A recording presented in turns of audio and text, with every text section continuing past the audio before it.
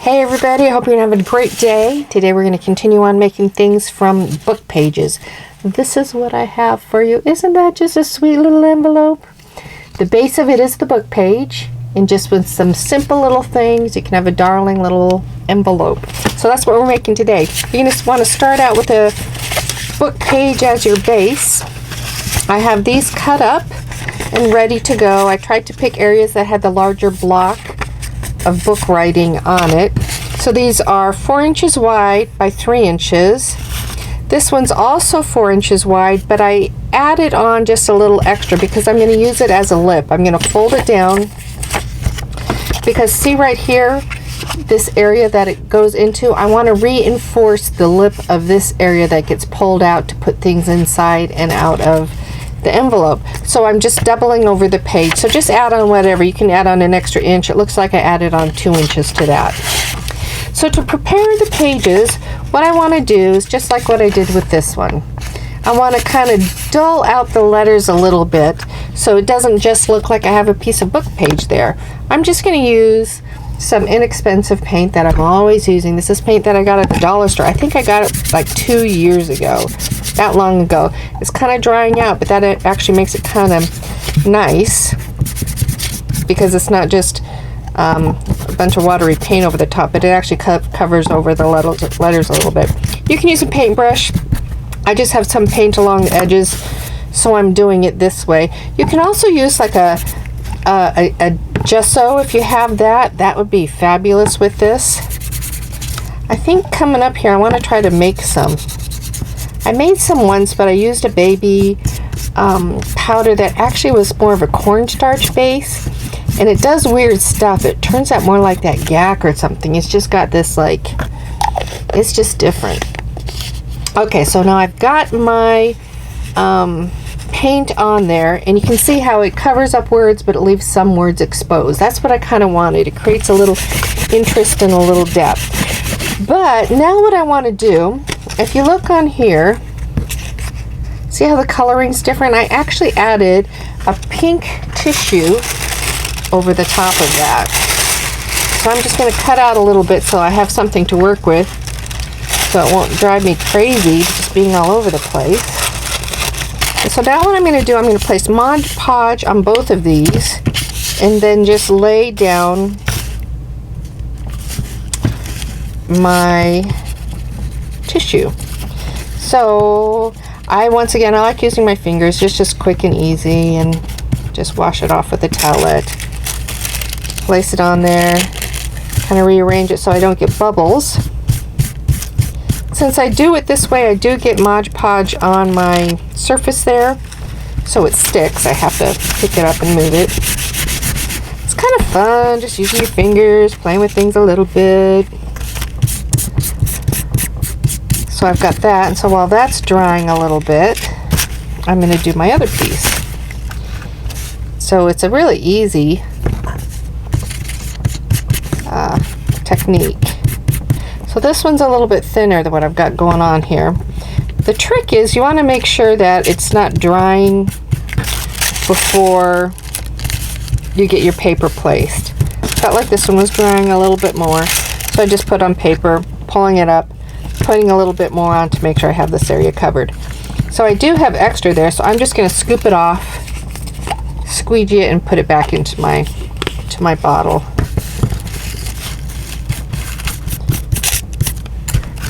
There. Oh, don't do that. Look what I did. That actually might be interesting though. Actually, that might be a good mistake. I'm going to keep it like that. I'm going to see what happens.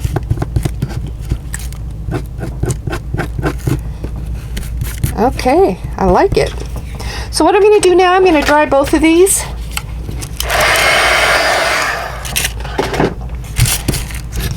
And then I'm going to take my scissors, turn them over because I can see the back side a little bit better, and I'm going to cut each out. Okay, what I want to point out here is when I made this one, I actually wanted to put this over the top of it and have that also Mod Podge down so that when I have this flipped over at the top, it's got a nice lip like that. So I have this one ready to go though. So no problems. There we go. So we have this for the front and this for the back. It's going to go together like such. Now what I'm going to do is prep my doily. This is just a scrap piece. I wanted something with a little bit of darkness to it, but I put a smudge of white over the top. I don't want the white too much, but I want enough so that when I look at this, I can see a little bit more definition of the doily, but not just like too much dark. I don't know if that makes sense at all. But use something for your lip. You're going to want it a little bit more generous here when you're putting the doily down.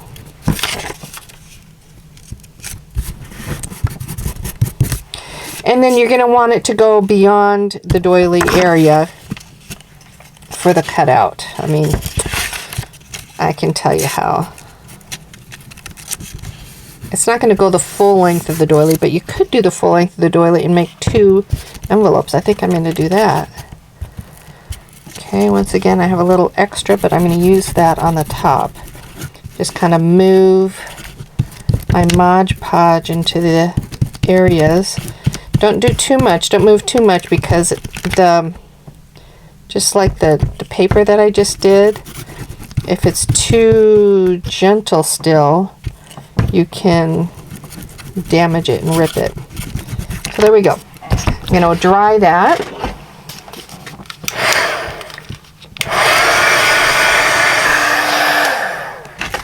Because the Mod Podge has such a stickiness to it, I like taking just a little baby powder. Not much. And you can just kind of touch it over the surface. Particularly if it's something white, it works out really well. I don't want it to be real powdery. Like, I don't want it to be giving off powder. But now I can touch it and not have everything sticking to it. So I like that. So with this one, let me measure my pocket so we can see how long I actually made it. From the tip to the inside,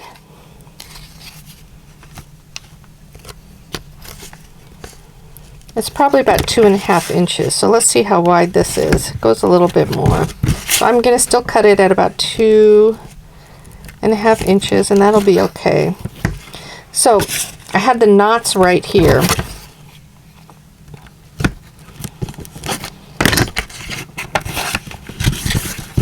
I'm going to go like that and cut it, and then I'll still have enough for another one. So I made this one with the lip coming up a little bit from it, see? And another one, you can put it with the envelopes clear down flush with it. So I'm just cutting right next to the doily rather than leaving a lip. You can leave a little brown lip like this one. I'll do that and you can see what it looks like. So you can leave it with a little brown lip so you've got the edge there, or you can make it just straight up to the doily. I chose to go straight up to the doily, but I wanted you to see what that looks like. So now what I want to do, I want to take it and figure out my positioning. I could put the stuff on the back there. So with this exposed like that, I think I want to just take a little bit more of my white paint and cover it, just so it's not one solid chunk open, but it'll look areas of distressed. Some open, some not, so it creates a little bit of depth. Okay, now that I've got that surface prepped, I'm going to go ahead and add a cutout that I made from the paper. Just going to go along the bottom edge. So I just have to decide where I want it. Oh, see, it's just going to cover up actually, so that's not even going to be a big deal with that. It actually looks really nice. So what initially was a mistake turned out to be quite awesome. So I'm going to goop it up and just kind of place it on.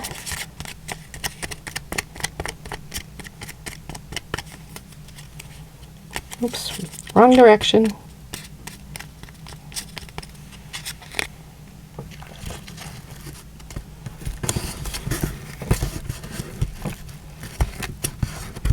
And then I need to let that dry. I'll use my gun for that as well.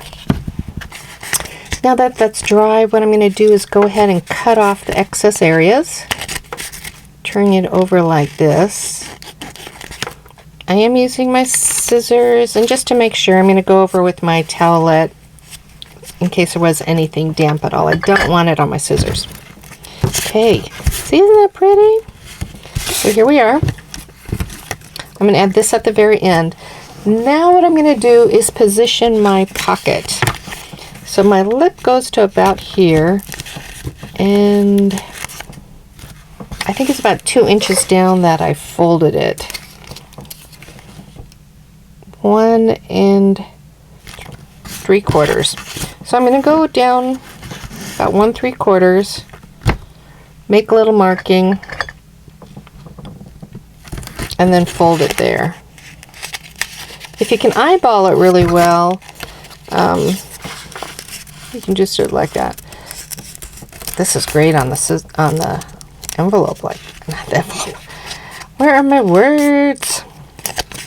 Let's see if that worked out. Since I have these lines on my ruler, I can kind of get an idea where I'm at and see if it's actually kind of going straight. Seems like it's good. There we go. So this is going to be my back part, and I'm going to have a little bit of this above the edge. Can you see how it goes above the edge like that? So it actually brings that little white portion up at the top. Got a little tidge of an edge coming up here. I am gonna sew along the edges of this, so that's not a real big deal. But I'll just kind of go like that a little bit. So I need to determine where I want that, and then I'm going to cut along the doily edge so it's nice and straight. So it's important that I have this at a good height. And this is a nice place to use your ruler once again. Let's see, I'll go down to about, leave just a little lip, enough that I can secure it there, and then I'll place it on. So what I'm going to do is just put a little bead of glue to hold that.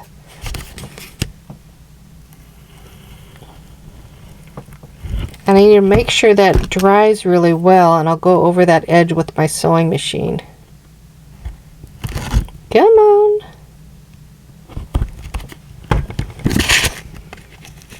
So make sure I'm kind of in the middle. That good?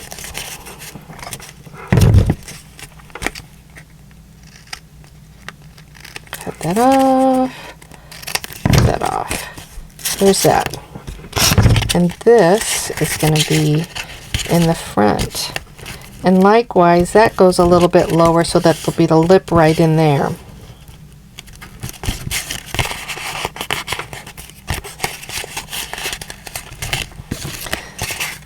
So what I'm going to do next is just sew the front to the back. I want to make sure I have it positioned nicely. And if there's any little weird overlap on either the front or the back, I'm just going to go back and clip it. So I'm going to go sew it now. I'm going to do a little line around there, and then I'm going to sew this around the edge. Okay, I've got it sewn now.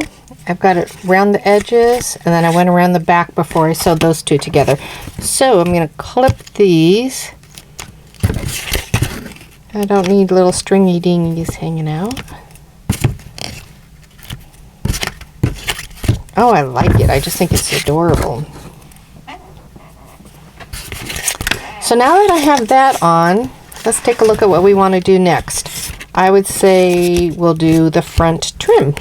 So for the front trim, what I'm going to do, I'm going to put a little piece of my little vine trim along it. You can add a little piece of the doily, and that's what I did. We're behind there, but for this one I want to try and just put only this. See what it's like.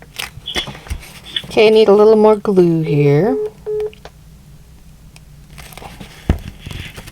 But what I did, I decided to make it so it cut that bottom edge, and I intend on just cutting off those lower leaves, but I just like the look that that gives. So I do need to make sure those are sufficiently glued though. Otherwise it's going to be popping up and catching on things. And we don't want that. So I'll do the button after I do the back. So on the back what I did, I took that same little vine, and this vine you can get, you know, right at your craft store. And I went right along the edge between the two pieces, like that. So that's what I'm going to do here. I'm telling you, with that Mod Podge down, it sticks nicely. So I'm going to cut the end there, give it a little more glue, and then with these top edges, once again, I'm just going to clip. But I'm going to go ahead and make sure they're nicely glued down before I do that.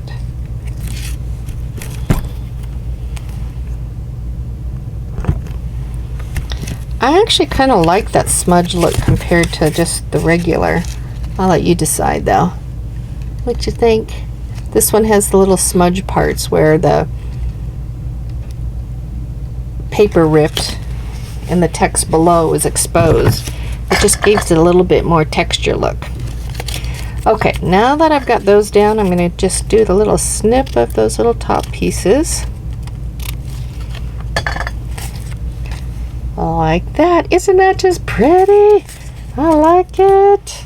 Okay, now turning over to the front. With the front, what I did, I just took a little teeny tiny piece of cheesecloth and I put it underneath the button, just to add a little bit of wispiness under it. So this one's along the edge, and so I don't want that real thick edge looking part. So I'm going to put, whoops, helps if you open your glue. I'm going to put that like that, and then I'm going to find the button that I want to use.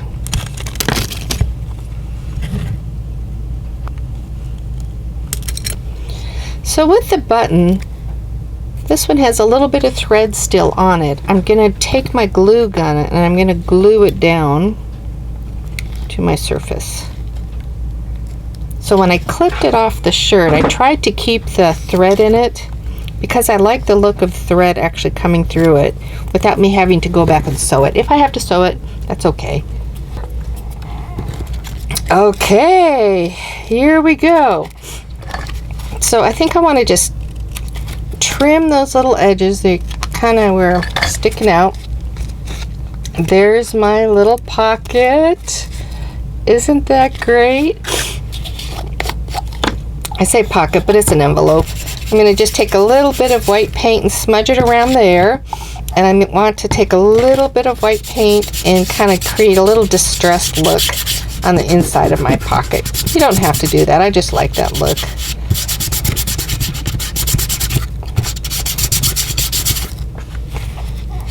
Okay. There we go. Another fabulous envelope, another fabulous piece of something that you can make from an ordinary old book page. So, have fun, and I will see you next time with another fun project. Thanks for watching. Bye.